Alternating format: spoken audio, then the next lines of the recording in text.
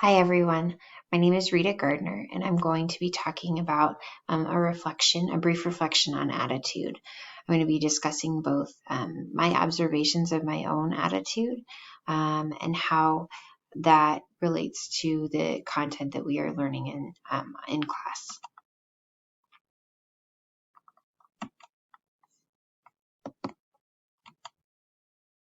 First, I want to start out by defining attitude and what attitude looks like for this specific presentation. I looked up attitude in the online Merriam-Webster dictionary, and they provided two distinctions. One was a mental position with regard to a fact or state, and one was a feeling or emotion toward a fact or state. In our textbook, Sibates concludes that attitudes are generally considered to be summary evaluative reactions of a target. So this is more kind of if you were to talk about your attitudes toward a person or your attitudes toward a certain situation or political standing, however, what have you. But for this presentation, we're kind of looking a little bit more about our feeling or emotion toward a fact or a state, what our attitude looks like or presents as throughout a full day. I did look at my own attitude rather than those of my children who I'm around the most because their attitudes are in constant fluctuation. It's very hard to evaluate or kind of even try to understand why that attitude might be changing. For the purpose of this discussion, like I said, attitude relates to mood and is more connected to our actions rather than reactions of a target. So rather than what Sibates says about our reactions of a target, we're actually looking at our actions, my actions, and my mood and how it relates to my attitude throughout a day. As I reflected on my attitude throughout the day, right now, there's a lot going on in my life. There's probably too much. And so when I reflected on my attitude throughout the day, in general, this is kind of the pattern that I've been following. That I start out with a mindfully positive attitude. Attempting to start a fresh day, just positive, thinking that things are going to go great. And by the middle of the day my attitude's neutral, not bad, not good. But my attitude towards the day, towards those around me, is neutral, but hopeful that things will kind of revert, that my attitude may go back to that positive attitude that I had at the beginning of the day. And by the end of the day, it's discouraged and it's negative. So my attitude fluctuates quite a bit. It doesn't stay constant right now at all. And that in itself is discouraging and can make my attitude towards the day and toward those around me even worse. Why the change in my attitude? When I was looking at the textbook, which was difficult to connect to these things because once again, that definition of attitude, there's two different ways to kind of think about our attitude, and that is an attitude towards something else or our attitude that stays as kind of just how we are, how we act, how we interact.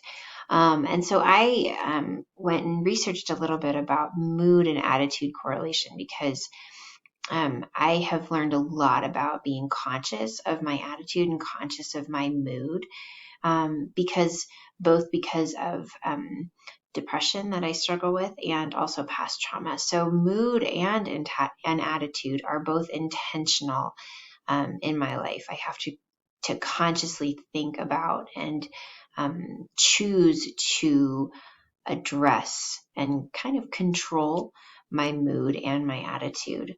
And this kind of relates back to something that Sibates talked about, how our attitudes can change over the course of our life. There are some times in our lives that our attitude stays kind of stagnant, and there's times of great change and desire to have a better attitude about life, about what we're doing, about all the things around us. And this is something that, although they suggest in the textbook that this time in my life is somewhat stagnant, I have to actually make a conscious effort to regulate my mood and to choose to have a positive attitude, an attitude of positivity towards those around me and towards the situations that I find myself in. So as I relate this mood and this attitude, I noted that mood stability creates a more positive attitude. That was what I found in my research. So if I choose to have a stable mood, if I find ways to stabilize that mood, then I'm more likely to have a positive attitude that may stay constant throughout the day rather than change. And what I found, in order to be doing both of these things, to be able to concentrate on the mood stability and a positive attitude, it requires constructive processing. And what that looks like is taking the time, the conscious effort to analyze maybe changes, fluctuations in mood, changes in changes in attitude or trends in that attitude. And then I must look at how I can stabilize that mood and how I can keep that attitude from fluctuating and have it remain more constant. So the other portion of this was to talk about kind of what an attitude, why we have attitudes, and what these are. What's the purpose of an attitude? Why do we spend so much effort on these? Sabates talks about the amount of mental energy we spend on forming and manipulating attitudes. Why do we have these attitudes, and what purpose do they serve? Sabates provides this diagram on the screen that talks about a couple different ways that we have why we have attitudes and what they do for us, what they provide for us. And they provide a way of self-expression. They provide that self-expression also kind of leads us to connecting with those who have similar attitudes as us towards. And this is kind of more along those lines of the definition that I talked about from Sabates, which is our attitudes towards targets, or basically how we feel about certain things or how we act because of certain environmental factors or social factors around us. This also helps us it helps us organize a complex social world, meaning kind of connects more back to those groups that we may find ourselves in. Those groups may have similar attitudes and help us understand the complexities of so many different people with so many different attitudes towards so many different things. And then also attitudes we're able to kind of socially regulate, understand the correct or the popular attitudes to have in order to be able to connect and broaden our horizons, in order to get a job, to find the right social circle, the right social circles. And that's what we can do as well, is we find popular attitudes and understand what those attitudes can do for us. What does the Bible say about our attitudes? The first thing that came to mind when I was thinking about this was the verse in Proverbs that says, "A joyful heart is good medicine, but a crushed spirit dries up the bones."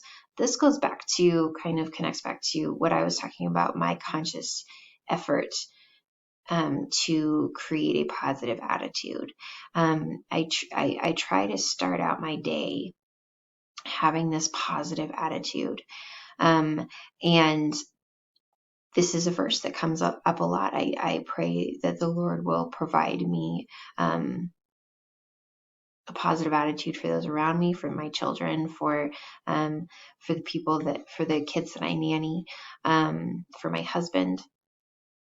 And also, I think that this is probably the more important thing that we think about or that we address when we think about what the scripture says about our attitude is that we should do all things without grumbling or questioning, that you may be blameless and innocent, children of God without blemish in the midst of a crooked and twisted generation, among whom you shine as lights in the world.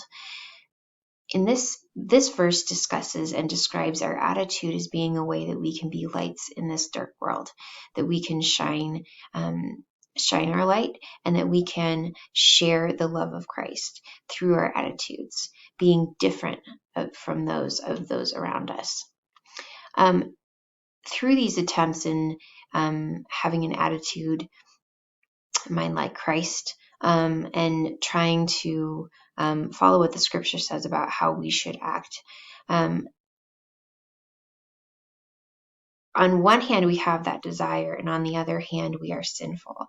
And sometimes those efforts to have that attitude, that positive attitude, just as I described earlier, are drowned by self-interest, or in this case for me, self-interest kind of translates to exhaustion and need to provide for myself and take care of myself. So yes, it's self-interest, but it's also kind of a basic need, an inherent need to somehow sustain the pace of life that I'm in right now. What Sabates talks about with this is to desire to be virtuous while being drawn by self-interest is a conflict that is exemplified in Scripture. And we see a lot of examples where although we have these desires to have a positive attitude, or to follow Scripture and follow God's commandments, we still have this unawareness of our attitudes, and understanding we have to look at the fact that this self-interest kind of drowns out that desire to have the attitudes of God and the attitudes that He asks for us, because we are so self-involved, and we are so focused on taking care of self that we don't think about the way that God can affect our attitude. One more thing that I'd like to talk about early with the earlier slides, talking about my reflection on my attitude and how that connected to the research that I did, was I wanted to mention this last little part on this slide that talks about mood stability, constructive processing, and attitude awareness. They require conscious effort, and I wanted to say that conscious effort is connected to having the time to process and the time to have a conscious effort. And what I found I was really struggling with throughout the day, and why that change in attitude went so quickly, was because I didn't have the time to have a conscious effort for myself. And so I didn't stop to take that time to go back and process what my mood was, process my attitude, and take that conscious effort in order to do that. And this is the end of my presentation. Here are the references, and this has been very interesting. This has been, I would like to say this has been a big struggle. This presentation was very hard. It's something that I have been struggling with anyway, struggling with understanding my attitude and trying to regulate it and trying to stay positive. And so this was quite a reflection and quite a soul search. I had to pray a lot through this, just to keep a good attitude while I was creating this presentation on attitude, because it's a big frustration for me right now. Yeah, here's my references.